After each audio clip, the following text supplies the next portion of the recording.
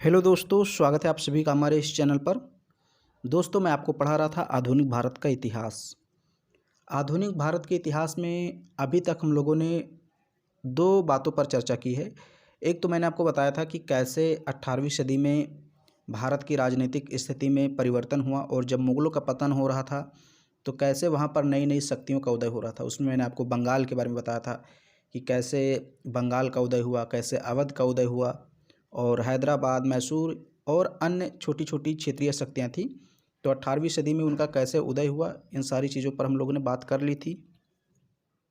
फिर मैंने आपको बताया था कि भारत में यूरोपियन का आगमन कैसे हुआ। उसमें मैंने आपको बताया था फ्रांसीसी, डच, पुर्तगाली, ब्रिटिश, स्पेनिश और डेनिश जितनी भी कंपनियां थीं उनके आने के क्रम, उनके आने का कारण और किन किन मार्गों से आई थी कंपनियां, क्यों आई, किन किन चीज़ों का व्यापार होता था, सारी चीज़ें हम लोगों ने डिस्कस कर ली हैं।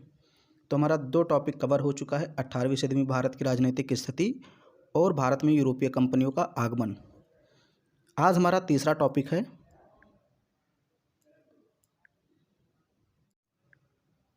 यूरोपीय कंपनियों के मध्य संघर्ष, कर्नाटक का युद्ध।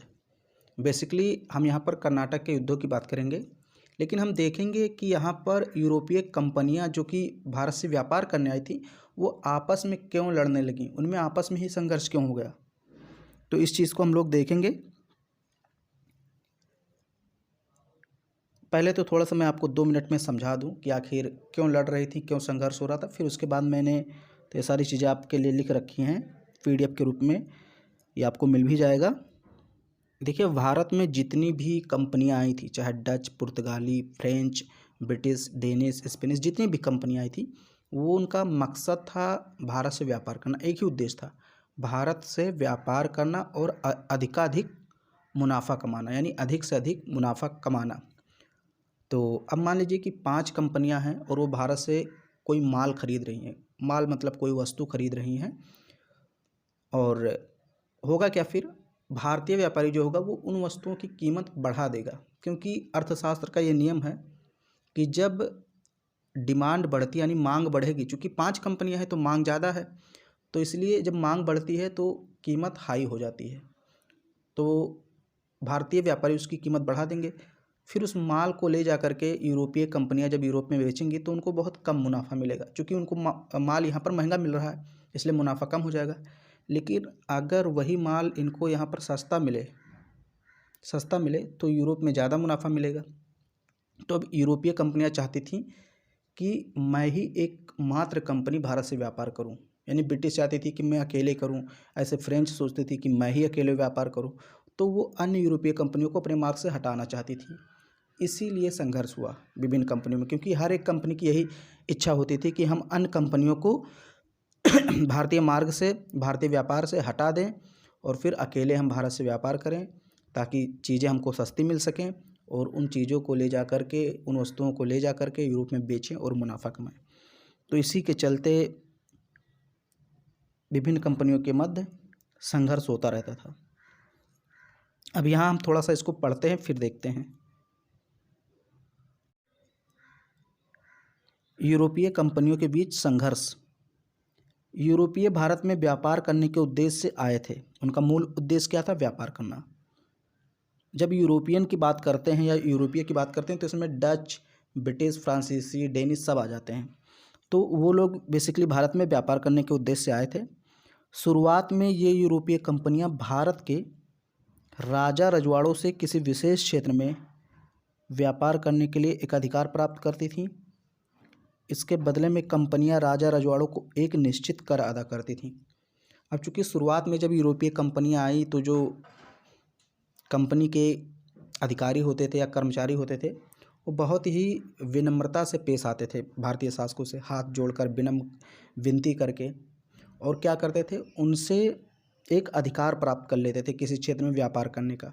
बदले में वो यूरोपीय कंपनियां भारतीय शासकों को या जो राजा महाराजा थे उनको टैक्स दे देते थे, थोड़ा सा कर दे देते थे, पैसे दे देते थे, और भारतीय राजा महाराजा उनको व्यापार करने का अधिकार दे देते थे कि आप इस विशेष क्षेत्र में व्यापार करिए। उसके बदले में उनको टैक्स मिल ही जाता था। लेकिन धीरे धीरे जब इन कंपनियों को भारतीय राज्यों के मध्य आपसी ईर्ष्या एवं झगड़े के बारे में पता चला तो इन कंपनियों की महत्वाकांक्षाएं बढ़ने लगीं।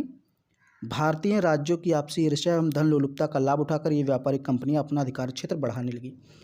चूँकि आपको ये पता होना चाहिए कि भारत में देखिए राजा महाराजा बहुत थे, रियासतें बहुत थी, लेकिन उनमें एकता नहीं था, सब आपस में लड़ते रहते थे। तो जब आपस में लड़ते रहते थे तो जब यूरोपियों को पता चला इस बारे में कि ये राजा महाराजा आपस में एक नहीं हैं, इनमें एकता नहीं है, लड़ रहे हैं, संघर्ष कर रहे हैं, तो उन्होंने इस चीज़ का फ़ायदा उठाया और अपना राज क्षेत्र धीरे धीरे बढ़ाने लगे। अब देखिए आगे, 18वीं सदी तक मुगल शक्ति भी प्राय क्षीण हो चुकी थी। भारत में अनेक छोटे बड़े राज्य थे, लेकिन एक मजबूत केंद्रीय शक्ति का अभाव था। केंद्रीय शक्ति के अभाव का अंग्रेजों ने भरपूर लाभ उठाया और अपने साम्राज्य का बीजारोपण किया। अब चूंकि एक ही सत्ता थी जो थोड़ी मजबूत दिख रही थी उसमें, मुगल सत्ता, लेकिन वो भी 18वीं सदी आते आते जब मतलब औरंगजेब की जब मृत्यु हुई 1707 में, उसके बाद उसका भी पतन शुरू हो गया। तो जब अंग्रेज यहाँ पर प्रवेश कर रहे थे उसमें मुगलों की शक्ति क्षीण हो रही थी और इस कारण भारत में कोई केंद्रीय शक्ति नहीं थी जो अंग्रेजों का मुकाबला कर सके। छोटे छोटे राज्य थे लेकिन वो आपस में लड़ते रहते थे। अगर वो राज्य ही एक होकर के अंग्रेजों से मुकाबला करते तो हो सकता था कुछ पॉजिटिव चीज़ें हो सकती थी, लेकिन उन्होंने चूँकि अपना अपना स्वार्थ देखा और एक नहीं हो सके, जिस कारण अंग्रेजों ने उसका फ़ायदा उठाया और अपने साम्राज्य का बीजारोपण कर दिया। चतुर्भुजी संघर्ष। अब हम देखते हैं चतुर्भुजी संघर्ष क्या है। देखिए, प्रारंभ में यूरोपीय कंपनियों पुर्तगाली, डच, ब्रिटिश और फ्रांसीसी के बीच व्यापारिक एकाधिकार को प्राप्त करने के उद्देश्य से एक चतुर्भुजी संघर्ष हुआ। इसी को हम लोग चतुर्भुजी संघर्ष कहते हैं। इस संघर्ष में ब्रिटिश सफल रहे। अब देखिए, चूँकि मैंने आपको बताया कि प्रारंभ में यूरोपीय कंपनियां आपस में ही व्यापारिक एकाधिकार को लेकर लड़ती रहती थी, तो इसमें जैसे ब्रिटेन हुआ, डच हुआ, फ्रांसीसी, पुर्तगाली, ये सारी कंपनियां आपस में लड़ती रहती थी, इनका युद्ध होता रहता था। तो इसी को हम लोग कहते हैं चतुर्भुजी संघर्ष।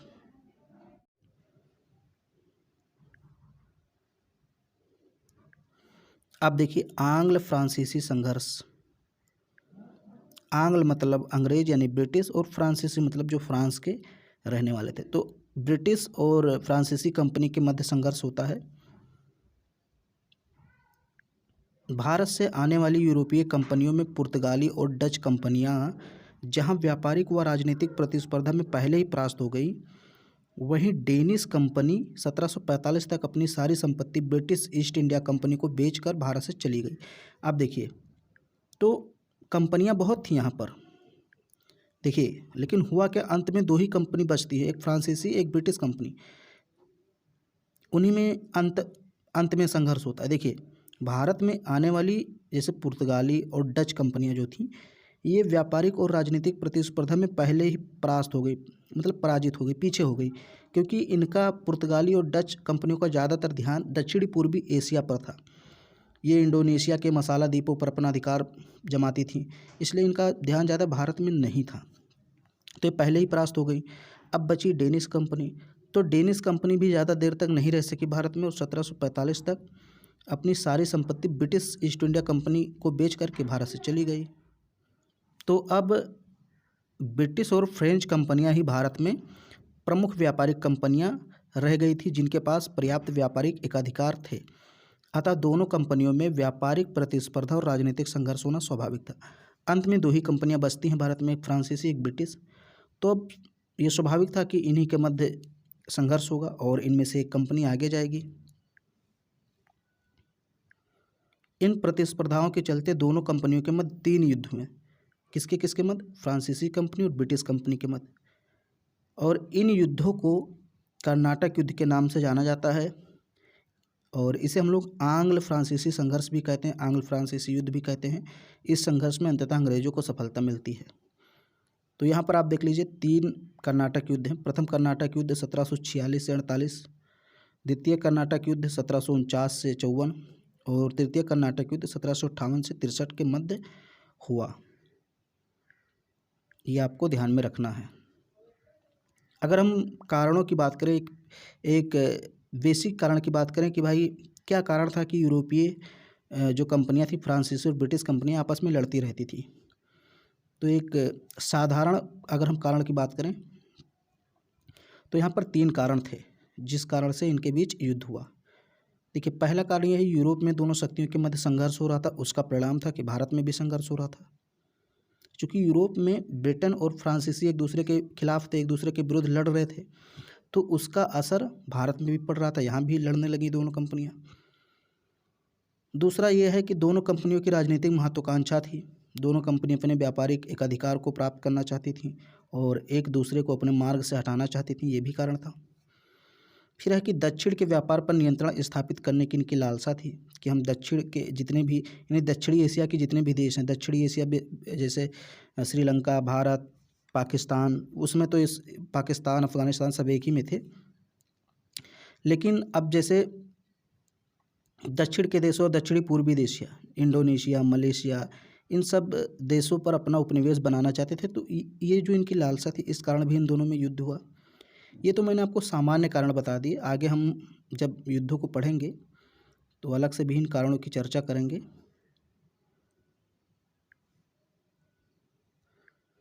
अभी हम बात करते हैं प्रथम कर्नाटक युद्ध की। अंग्रेजी और फ्रांसीसी कंपनी के बीच प्रथम कर्नाटक युद्ध 2 वर्षों के लिए हुआ था, जो 1746 से 48 के बीच लड़ा गया था। अगर हम इनके कारणों की बात करें तो प्रथम कर्नाटक युद्ध का जो मुख्य कारण था वो था ऑस्ट्रिया में उत्तराधिकार युद्ध के कारण अंग्रेज और फ्रांसीसी आमने सामने थे। ऑस्ट्रेलिया नहीं है, ध्यान देना, ऑस्ट्रेलिया दूसरा देश है, ये ऑस्ट्रिया यूरोप का देश है। तो एक छोटा सा देश था, अब छोटा सा देश से पहले बहुत बड़ा हुआ करता था। तो यूरोप में एक देश है ऑस्ट्रिया, इसी के उत्तराधिकार को लेकर फ्रांस और ब्रिटेन दोनों देश एक दूसरे के विरुद्ध थे, आमने सामने थे। तो वहाँ पर चूँकि उत्तराधिकार का युद्ध हो रहा था यूरोप में, और उसी का परिणाम यहाँ भी था कि भारत में भी दोनों कंपनियों के मध्य संघर्ष हो गया। तो पहला तो कारण यही था। भारत में तत्कालीन कारण क्या था? एक अंग्रेजी कैप्टन बार्नेट के नेतृत्व में अंग्रेजी सेना ने फ्रांसीसी जहाज़ों को अपने कब्जे में कर लिया। कहीं कहीं लिखा होता है कि डुबो दिया। मतलब अंग्रेजी नौसेना ने फ्रांसीसी नौसेना को डुबो दिया, अधिकार कर लिया या लूट लिया, कुछ भी आप कह लीजिए। तो इस कारण जो फ्रांसीसी सेना थी वो गुस्सा हो गई।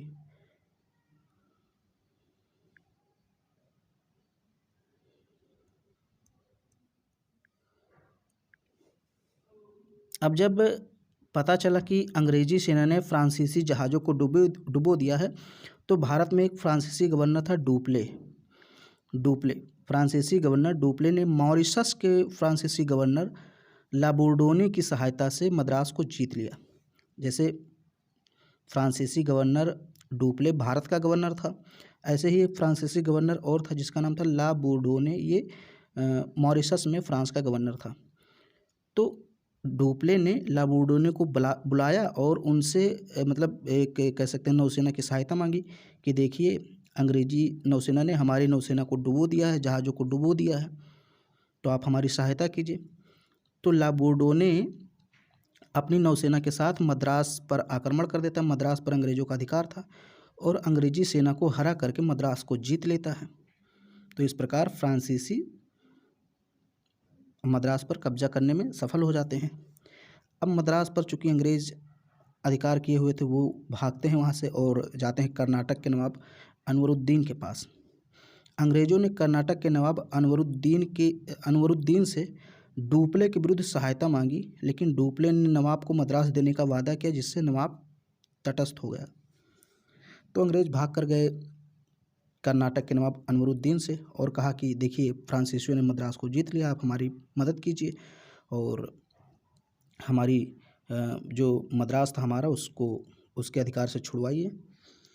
तो इसी समय क्या होता, डुप्ले बड़ा चालाक था, उसने मद्रास के नवाब को लालच दे दिया और कहा कि हम आपसे वादा करते हैं कि हम आपको मद्रास वापस कर देंगे, यानी मद्रास मैं आपको दे दूंगा। किसने कहा? डुप्ले ने कर्नाटक के नवाब अनवरुद्दीन से कहा कि हम आपको मद्रास दे देंगे, अभी हमें अंग्रेज़ों से निपट लेने दीजिए, बाद में मैं आपको मद्रास दे दूंगा, ऐसा उसने कहा। और फिर जो नवाब था वो तटस्थ हो गया, मतलब किसी के साथ नहीं हुआ। उसने कहा ठीक है। अब इसी समय एक संघर्ष हो जाता है, और ये संघर्ष होता है फ्रांसीसी अधिकारियों के बीच। 2 फ्रांसीसी अधिकारी थे, मैंने आपको बताया था, लाबोर्डोने और डुप्ले। इन दोनों ने मिलकर जीता था मद्रास को, लेकिन अब इन्हीं में संघर्ष होगा। अब देखिए, लाबोर्डोने कहता था कि हम मद्रास अंग्रेज़ों को वापस कर दें और कुछ क्षतिपूर्ति रकम ले लें, यानी कुछ पैसे लेकर अंग्रेज़ों को उनका मद्रास वापस कर देते हैं। लेकिन चूँकि डुप्ले ने नवाब से वादा कर लिया था कि मद्रास मैं आपको दूंगा, तो डुप्ले चाहता था कि हम मद्रास नवाब को दें। अब इन्हीं दोनों में संघर्ष हो गया, और ये संघर्ष लंबा चलता रहा। तो फिर अनवरुद्दीन ने, जो कर्नाटक के नवाब थे, उन्होंने देखा कि ये संघर्ष चल रहा है, ख़त्म ही नहीं हो रहा, दोनों में बहस हो रही, तो उसने हस्तक्षेप कर दिया और अपने बेटे महफूज खां के नेतृत्व में 10,000 सैनिक भेज दिए।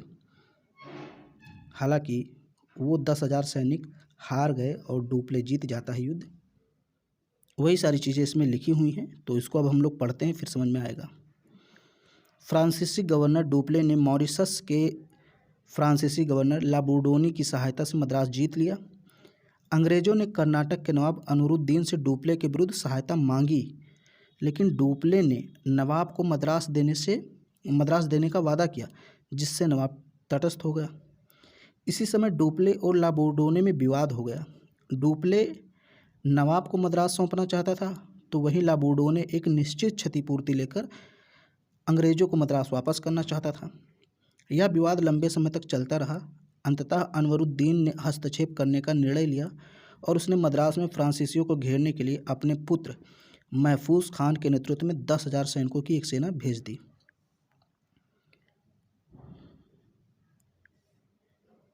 अब फ्रांसीसी सेना का नेतृत्व कर रहा था पैराडाइज। सेनापति कौन था? पैराडाइज। सेनापति पैराडाइज के नेतृत्व वाली छोटी फ्रांसीसी सेना ने अडियार नदी के तट पर सेंट टोमे बोलते हैं इसको, कहीं कहीं सेंट थोम बोलते हैं, तो सेंट थोम में महफूज खां के नेतृत्व वाली मजबूत भारतीय सेना को हरा दिया। यानी कि लगभग 700 के आसपास सेना थी फ्रांसीसियों की। अब सोचिए, 700 की सेना ने, 700-800 के बीच में सेना थी, तो इतनी छोटी सेना ने 10,000 की मजबूत भारतीय सेना को हरा दिया। इसी समय क्या होता है कि यूरोप में चूँकि युद्ध हो रहा था, उसी का परिणाम था प्रथम कर्नाटक युद्ध, तो यूरोप में संधि हो जाती है, एक्सला-सैपल की संधि हो जाती है।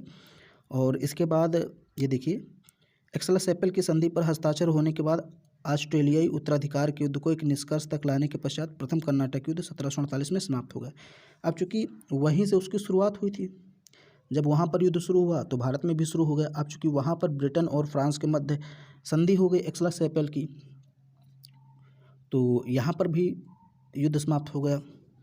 इस संधि की शर्तों के अनुसार मद्रास को पुनः अंग्रेज़ों को सौंप दिया गया, क्योंकि वहाँ सरकारें संधि कर चुकी थी, उनको पता था कि भारत में भी युद्ध हो रहा है, तो वहाँ पर संधि हुई और उस संधि के अनुसार मद्रास को पुनः अंग्रेज़ों को सौंप दिया गया। और बदले में फ्रांसीसियों को क्या मिला? उत्तरी अमेरिका में अपने क्षेत्र लुईबर्ग, यानी कि उत्तरी अमेरिका में फ्रांसीसी क्षेत्र था लुईबर्ग, इस पर आप कह सकते हैं कि अंग्रेज़ों का कब्जा था।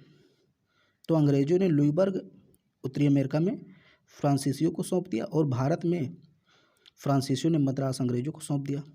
तो इस प्रकार इस युद्ध का कोई बहुत महत्व नहीं है, कोई विशेष यहाँ पर परिणाम नहीं निकले, लेकिन हाँ ये ज़रूर था कि जो भारतीय शासक थे उनकी कमियों का पता चला और यूरोपियों को लगने लगा कि अगर हमारी एक छोटी सी टुकड़ी भी है, प्रशिक्षित है सही से, तो हम बड़ी से बड़ी भारतीय सेना को हरा सकते हैं। तो भारतीयों की कमजोरी का पता चल गया। प्रथम कर्नाटक युद्ध को सेंट टोमे का युद्ध भी कहते हैं। मैंने आपको बताया था सेंट टोमे नामक स्थान पर अडियार नदी के किनारे चूँकि ये युद्ध हुआ था, इसीलिए हम इसको सेंट टोमे का युद्ध भी कहते हैं। तो ये प्रथम कर्नाटक युद्ध था, इसका कोई विशेष परिणाम नहीं निकला। मद्रास को पुनः वापस कर दिया फ्रांसीसियों ने इंग्लैंड को, ब्रिटेन को, और फ्रांसीसियों को अपना लुईबर्ग मिल गया, जो कि अंग्रेज़ों ने कब्जा कर रखा था उत्तरी अमेरिका में। द्वितीय कर्नाटक युद्ध की बात करते हैं। देखिए, मैं पहले पढ़ देता हूँ फिर समझाता हूँ। यह युद्ध 1749 से 54 के मध्य लड़ा गया। इसकी पृष्ठभूमि भारतीय परिस्थितियों ने तैयार की थी। 1748 में हैदराबाद के स्वतंत्र राज्य के संस्थापक निजामुल मुल्क की मृत्यु एवं उसी वर्ष कर्नाटक के नवाब दोस्त अली के दामाद चंदा साहब की मराठाओं द्वारा रिहाई से उत्पन्न हुआ। अब इतना मैं समझा देता हूँ। देखिए, सबसे पहले मैं हैदराबाद के बारे में पहले समझ लीजिए। तो हैदराबाद में चूंकि निजामुल मुल्क का शासन था, 1748 में निजामुल मुल्क की मृत्यु हो जाती है। तो अब हैदराबाद पर शासन कौन करे? दो उम्मीदवार थे। एक तो था निजामुल मुल्क का बेटा था, पुत्र था, जिसको बोलते हैं नासिर जंग। अभी आप समझिए, नासिर जंग। तो नासिर जंग ये कहता था कि चूंकि निजामुल मुल्क मेरे पिताजी थे तो इसलिए उनका उत्तराधिकारी मैं हूँ, उनका बेटा हूँ, इसलिए मैं हैदराबाद की गद्दी पर बैठूंगा, हैदराबाद का नवाब बनूंगा।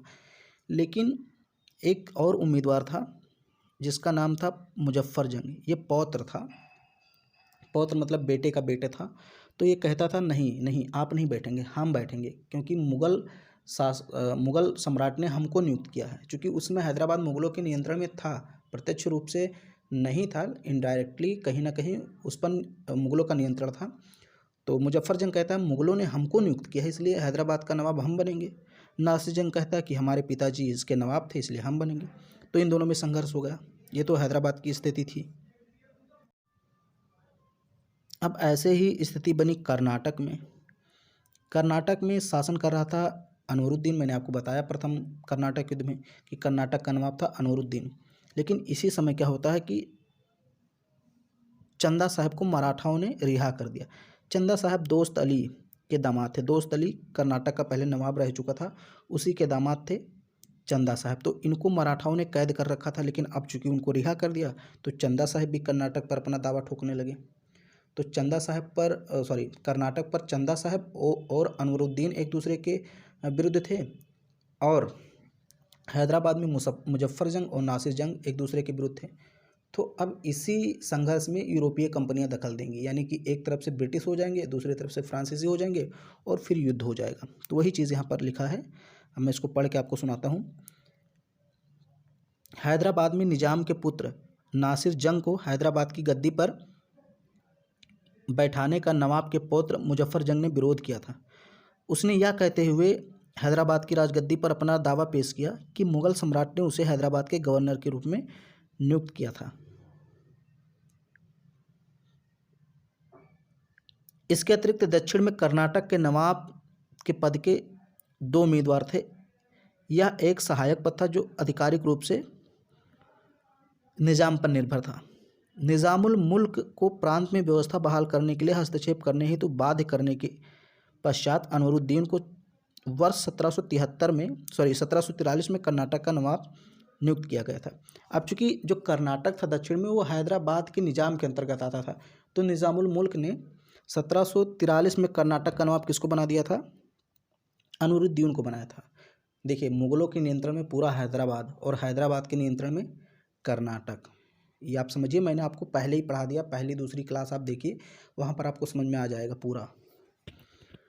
तो अनवरुद्दीन की नियुक्ति पर चंदा साहब को नाराज़गी थी। चंदा साहब कर्नाटक के एक पूर्व नवाब दोस्त अली के दामाद थे। दोस्त अली नवाब था 1732 से 39 तक। फ्रांसीसियों ने दक्कन एवं कर्नाटक में क्रमशः मुजफ्फर जंग तथा चंदा साहिब का साथ दिया या समर्थन किया, और अंग्रेज़ों ने नासिर जंग और अनवरुद्दीन का साथ दिया।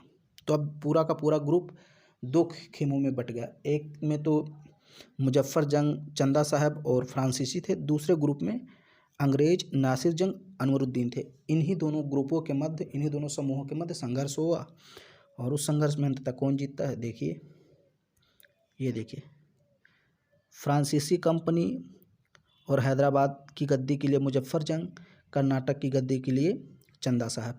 इधर देखिए, ब्रिटिश कंपनी हैदराबाद की गद्दी के लिए नासिर जंग और कर्नाटक की गद्दी के लिए अनवरुद्दीन। अब इनके मध्य 1749 से 54 तक युद्ध होता है। इसी को कर्नाटक का दूसरा युद्ध कहते हैं।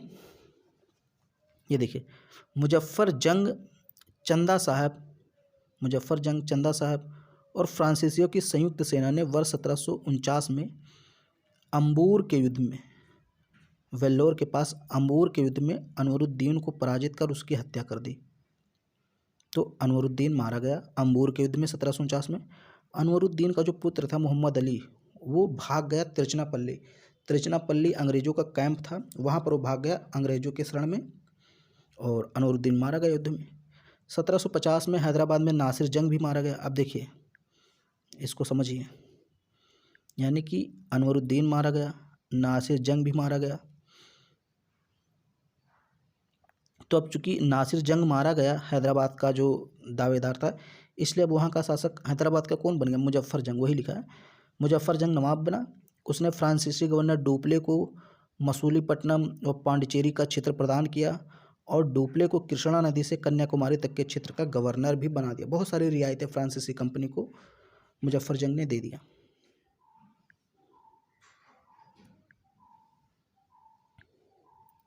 हालांकि कुछ महीनों बाद मुजफ्फर जंग की हत्या कर दी गई एवं फ्रांसीसियों ने मुजफ्फर जंग के चाचा सलाबत जंग को एक नए निजाम के रूप में पदारूढ़ किया। पदारूढ़ मतलब सिंहासन पर बैठाया, नवाब बना दिया। उसने फ्रांसीसियों को उत्तरी सरकार के क्षेत्र सौंप दिए। सलाबत जंग जो हैदराबाद का अगला नवाब बना, उसने फ्रांसीसी सरकार को उत्तरी क्षेत्र सौंप दिए। उत्तरी क्षेत्र में जैसे मुस्तफ़ानगर, चिरकाल, राजमुंद्री, एल्लोर ये क्षेत्र आते थे, इसको दे दिया। चंदा साहब ने भी पांडिचेरी के कुछ गांव फ्रांसीसियों को प्रदान किए थे। चंदा साहब कर्नाटक के नवाब बने थे। लेकिन इसी समय क्या होता है कि चंदा साहब की हत्या कर दी जाती। वहाँ पर एक, मुझे नाम नहीं याद आ रहा है, तंजौर का सेनापति था, उसने कहा जाता है कि चंदा साहब की हत्या कर दी। तो अब चूँकि चंदा साहब की जब वहाँ पर हत्या हो गई, तो अब वहाँ का नवाब कौन बने? तो मैंने बताया था तिरुचिरापल्ली में भागकर शरण लिया था अनवरुद्दीन का बेटा मोहम्मद अली ने। अब वो बनेगा कर्नाटक का नवाब। और सलाबत जंग तो है ही हैदराबाद का नवाब। डुप्ले ने बुस्सी के नेतृत्व में एक फ्रेंच टुकड़ी हैदराबाद में तैनात कर दी। तिरुचिरापल्ली को फ्रांसीसियों ने घेर रखा था। क्यों घेर रखा था? क्योंकि तिरुचिरापल्ली में अनवरुद्दीन का बेटा मोहम्मद अली भाग कर आया था, तो उसी का पीछा करते हुए फ्रांसीसी सेना पहुंच गई तिरुचिरापल्ली। अब अंग्रेज़ों ने देखा कि तिरुचिरापल्ली में मोहम्मद अली का बचना मुश्किल है, तो अंग्रेज़ों ने दिमाग लगाया। एक ब्रिटिश क्लर्क था रॉबर्ट क्लाइव, उसने दिमाग लगाया और अपने अधिकारियों से बात करके उसने, देखिए, उसने आरकाट के किले को घेर लिया। आरकाट फ्रांसीसियों का क्षेत्र था। उसने सोचा अगर आरकाट के किले पर हम घेरा डालेंगे तो फ्रांसीसी तिरुचिरापल्ली को छोड़ देंगे, यानी वहाँ से घेरा हटा करके यहाँ चले आएंगे और फिर मोहम्मद अली बच जाएगा। वही चीज़ है। एक ब्रिटिश क्लर्क रॉबर्ट क्लाइव ने कूटनीति का प्रयोग किया और तिरुचिरापल्ली पर दबाव कम करने के लिए आरकाट के किले को उसने घेर लिया। तिरुचिरापल्ली में अंग्रेजों ने फ्रांसीसियों को हरा दिया। अब चूंकि फ्रांसीसी सेना आरकाट के पास आ गई, तो बहुत कम ही सेना तिरुचिरापल्ली में रह गई, तो वहाँ पर अंग्रेजों ने हरा दिया। और इसी समय 1754 में फ्रांसीसी सरकार ने डुप्ले को वापस बुला लिया तथा नया फ्रांसीसी गवर्नर गोडेहियो को भेजा। गोडेहियो ने अंग्रेजों के साथ बातचीत की नीति अपनाई और उनके साथ पुदुचेरी, जिसको हम पांडिचेरी कहते हैं, पांडिचेरी संधि पर हस्ताक्षर कर दिया, जिसके तहत अंग्रेज और फ्रांसीसी देशी रियासतों के झगड़ों में हस्तक्षेप न करने पर सहमत हो गए। दोनों में मतलब संधि हो गई अंग्रेजों और फ्रांसीसियों के मध्य कि अब हम देशी रियासतों के झगड़ों में हस्तक्षेप नहीं करेंगे। और इस संधि के परिणामस्वरूप दोनों कंपनियों ने अपने अपने क्षेत्र वापस कर दिए। मतलब जो कब्जा किए थे, अधिकार किए थे एक दूसरे के क्षेत्रों पर, उनको वापस कर दिए। अंग्रेजों के समर्थक मोहम्मद अली को कर्नाटक का नवाब बनाया गया, जो तिरुचिरापल्ली में छिपा हुआ था।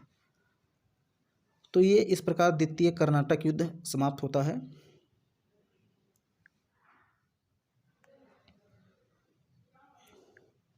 फिर तृतीय कर्नाटक युद्ध हम लोग देखते हैं। तो मैंने आपको बताया था प्रथम कर्नाटक युद्ध यूरोपीय परिस्थितियों के कारण शुरुआत हुई थी उसकी, और जो द्वितीय कर्नाटक युद्ध था उसकी पृष्ठभूमि भारतीय परिस्थितियों ने तैयार की। अब जो तृतीय कर्नाटक युद्ध है, ये भी यूरोप से ही इसकी शुरुआत होगी। ये देखिए, यह युद्ध 1758 से 63 के बीच लड़ा गया। तृतीय कर्नाटक युद्ध 1756 में यूरोप में शुरू हुए सप्तवर्षीय युद्ध का विस्तार था, क्योंकि उस समय 1756 में यूरोप में सप्तवर्षीय युद्ध छिड़ गया। कई देश उसमें एक दूसरे के खिलाफ हो गए, तो उसी का परिणाम था। वहाँ पर चूँकि ब्रिटेन और फ्रांस आपस में एक दूसरे के विरुद्ध थे, तो जायज़ सी बात थी कि यहाँ पर भी विरुद्ध में हो जाएंगे। तो यूरोप में फ्रांस ऑस्ट्रिया को समर्थन दे रहा था और इंग्लैंड प्रसा को समर्थन दे रहा था। वर्ष 1798 फ्रांसीसी general count Thomas Arthur de Lally, इसको लाली बोलना, यहाँ लैली लिखा है, कहीं कहीं लैली लिखा होता है, कहीं कहीं लाली लिखा होता है, काउंट डी लाली इसको आप बोलिए। इसके नेतृत्व में फ्रांसीसी सेना ने अंग्रेजों के किले, जैसे 2 किले थे सेंट डेविड और विजयनगरम, इस पर कब्जा कर लिया। फ्रांसीसी सेना ने किसके नेतृत्व में? काउंट डी लाली के नेतृत्व में फ्रांसीसी सेना ने अंग्रेजों के 2 किले सेंट डेविड फोर्ट और विजयनगर, इस पर कब्जा कर लिया। अंग्रेज काफ़ी आक्रामक हो गए थे और उन्होंने मसूलीपट्टनम में एडमिरल पोकाक के नेतृत्व में फ्रांसीसी बेड़े को भारी नुकसान पहुंचाया।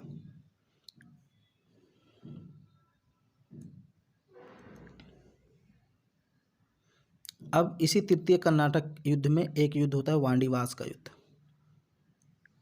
तीसरे कर्नाटक युद्ध का निर्णायक युद्ध 22 जनवरी 1760 को तमिलनाडु के वांडीवास में अंग्रेजों द्वारा जीता गया था। 22 जनवरी 1760 को वांडीवास का युद्ध हुआ तमिलनाडु के पास और उसमें फ्रांसीसी हार गए। अंग्रेजों का नेतृत्व सर आयर कूट ने किया था। तृतीय युद्ध पेरिस शांति संधि 1763 के साथ समाप्त हुआ, जिसके तहत पांडिचेरी एवं चंद्रनगर, यह चंद्रनगर होगा, पुनः फ्रांस को सुपुर्द कर दिए गए मतलब सौंप दिए गए। लेकिन वह उन क्षेत्रों में अब केवल व्यापारिक गतिविधियों को ही कर सकते थे। देखिए, पेरिस की संधि के द्वारा फ्रांसीसियों को उनके क्षेत्र वापस कर दिए गए। पांडिचेरी और चंद्रनगर फ्रांसीसियों को वापस मिल गए, लेकिन अंग्रेजों ने ये कहा कि अब आप वहाँ किलेबंदी नहीं कर सकते, सिर्फ अपना व्यापारिक गतिविधि कीजिए बस। हालांकि संधि ने भारत में फ्रांसीसी कारखानों को बहाल कर दिया, लेकिन युद्ध के बाद फ्रांसीसी राजनीतिक प्रभाव समाप्त हो गया। वांडीवास की विजय के बाद ईस्ट इंडिया कंपनी का भारत में कोई यूरोपीय प्रतिद्वंदी नहीं रहा। इस प्रकार संपूर्ण देश पर शासन करने के लिए तैयार थे। तो तृतीय कर्नाटक युद्ध था। तृतीय कर्नाटक युद्ध में एक युद्ध हुआ था वांडीवास का युद्ध अंग्रेजों और फ्रांसीसियों के मध्य, इसको याद रखना। इसका नेतृत्व किया था अंग्रेजों की तरफ से आयरकूट ने। और इस युद्ध के बाद जब फ्रांसीसी हार गए तो उनके साथ एक संधि हुई, पेरिस शांति संधि इसको बोलते हैं। इसमें फ्रांसीसियों को उनके क्षेत्र तो वापस कर दिया अंग्रेजों ने, लेकिन कह दिया कि अब आप यहाँ पर किलेबंदी नहीं करेंगे, सेना नहीं रखेंगे, सिर्फ व्यापार कीजिए।